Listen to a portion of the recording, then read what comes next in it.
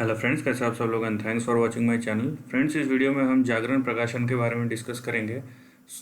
इससे पहले भी मैं एक वीडियो बनाया था जहाँ पे प्राइस वहाँ से मूव नहीं किया है और मैंने बताया था प्रोबेबली ये अपने लोअर एंड के तरफ है। देखिए इसका जो प्रीवियस जो लो है उसके आसपास ये स्टॉक ट्रेड कर रहा है, लेकिन कुछ रीसेंट डेवलपमेंट्स हुआ है जिसको जान लेना आपको बहुत ज़रूरी है और उससे चीज़ों पे इम्पैक्ट आता है।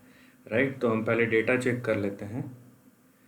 यहाँ पे देखिए, आपको ओवरऑल अगर आप फेस वैल्यू पे देखते हैं कि 1100 करोड़ की कंपनी और जागरण प्रकाशन आपको पता है न्यूज़ एंड पब्लिकेशन हाउसेज है, प्लस उसके साथ साथ बहुत सारे ऐसे डेली सप्लीमेंट्स या रीडिंग सप्लीमेंट्स या कॉम्पिटिटिव एग्ज़ाम्स के लिए जागरण प्रकाशन बहुत ही बड़े पैमाने पे यूज़ किया जाता है, तो उस लेवल पे कोई प्रॉब्लम नहीं है।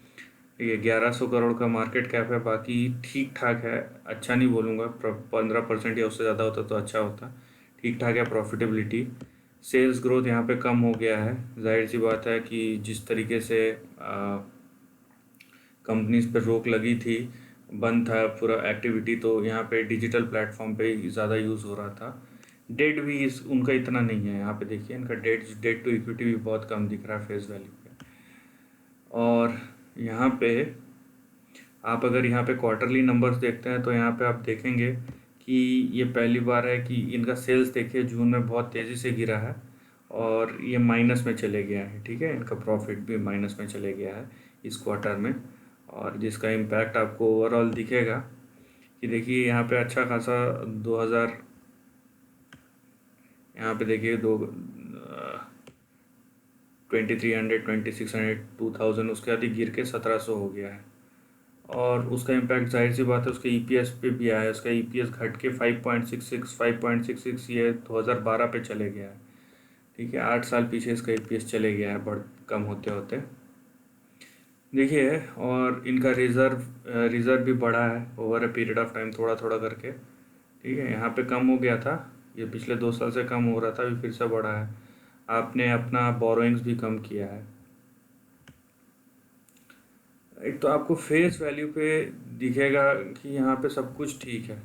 ये देखिए जैसे इसका प्रॉफिटेबिलिटी ROC कम हो रहा है यहाँ पे।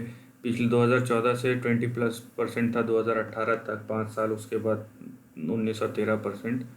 और बाकी आपने देखिए प्रमोटर ने भी अपना स्टेक बढ़ाया है पिछले 2 क्वार्टर्स में।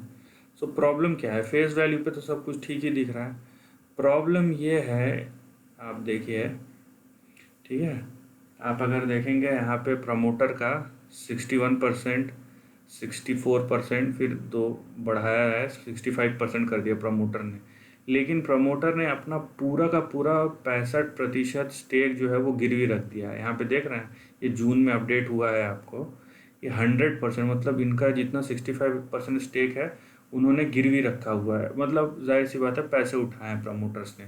नाउ ऐसी क्या ज़रूरत पड़ गई? पहली बात तो कि आपने पूरा का पूरा 100% गिरवी रख दिया है। ठीक है, पहली बात। दूसरी बात कि हो सकता है, क्योंकि प्रमोटर रख सकते हैं, वो उनका स्टेक है, अपने पर्सनल यूज़ के लिए रख सकते हैं उस चीज़ को। बट प्रॉब्लम यही है कि हमारे देश में इसका क्या इम्पैक्ट होता है शेयर प्राइस पे, बहुत कम लोग इसके ऊपर सोचते हैं। कि देखिए यहाँ पे भले ही यहाँ पे शेयर हो, बात यहाँ पे मोरल वाली आ जाती है। ठीक है, ज़रूरी नहीं है कि स्टेक प्लेजिंग जो है वो गलत हो या सही हो, ये डिपेंड करता है मार्केट कंडीशंस पे। और एक लेवल के बाद जब शेयर प्राइस गिरता है ना, तब पता चलता है प्लेजिंग कितना खतरनाक हो सकता है, क्योंकि तब लिक्विडिटी या अपना पैसा बचाने के लिए,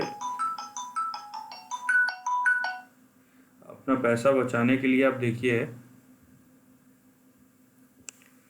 यहाँ पे देखिए बात यहाँ पे मोरल वाली आ जाती है। और जब यहाँ पे प्रॉब्लम होता है कि अगर शेयर प्राइस एक लेवल के नीचे चले जाता है, ठीक है, अगर ग्रीड प्राइस के नीचे, उसके बाद फोर्सफुली सेलिंग आता है स्टॉक में, ये प्रॉब्लम है। यहाँ पे प्रॉब्लम ये नहीं है कि अच्छा या ख़राब है, और ऐसा नहीं है कि प्रमोटर्स आके बोलते नहीं हैं, लेकिन रीजंस जो है ना, रीजंस या फैक्ट फाइंडिंग वो हर जगह मिलता नहीं है। सो बेटर है कि आप ये सब सिचुएशंस, और यहाँ पे आपने अपना का पूरा स्टेक गिरवी रख दिया है, तो आपको ऐसी क्या ज़रूरत पड़ गई थी, कुछ प्रपोर्शन रखते, ठीक है, या जो भी। और ऐसा भी नहीं है कि बिजनेस स्लो डाउन दिख रहा है, लेकिन ये ऐसा नहीं है कि उभरेगा नहीं। तो ये सब रीजंस जो है ना, ये थोड़े से आपको अलर्ट कर देते हैं, और आपको अलर्ट होना भी चाहिए ये सब चीज़ों के लिए, ठीक है। तो आपको फेस वैल्यू पे बहुत कुछ दिख रहा है, लेकिन बात यह है कि ना, कांटे का एक हिस्सा इधर से उधर होता है तो प्रॉब्लम हो जाता है। अब इसके वजह से ये ना हो कि यहाँ पे DIIs ने एक्टिविटी यहाँ पे कम कर दे दिखाना, क्योंकि ओवरऑल आप देख रहे हैं DIIs जो है उनका परसेंटेज कम होते जा रहा है। हम यहाँ पे FIIs का स्टेक देखिए, 10% से आज 3% पे है। वहीं DIIs का स्टेक यहाँ पे 13% से 20-24% तक गया था 2019 में, वो घटते घटते 24 से 17 आ गया है। तो यहाँ पे कुछ चीज़ें हैं, कुछ इंडिकेशंस है जो आपको नेग्लेक्ट नहीं करना चाहिए, और ख़ासकर ये प्रमोटर प्लेजिंग।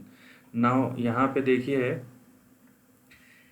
दो चीज़ है। आप इससे पहले वीडियो देखा, ऊपर का ट्रेंड आपको पता ही होगा, और नहीं पता है तो आप मेरा प्रीवियस वीडियो चेक कर सकते हैं, ठीक है। लेकिन यहाँ पे मोस्ट इम्पॉर्टेंट है कि नीचे के लेवल्स और सपोर्ट लेवल्स को डिस्क्राइब करना, ठीक है। यहाँ पे अभी तक प्राइस कोई एक ही लेवल पे घूम रहा है, पिछले 4-5 महीने से मूवमेंट नहीं आया है।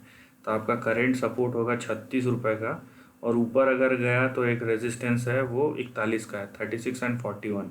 36 के नीचे गया तो यहाँ पे 28 नीचे, ये आपका अगला सपोर्ट होगा जो 2006 का लो है।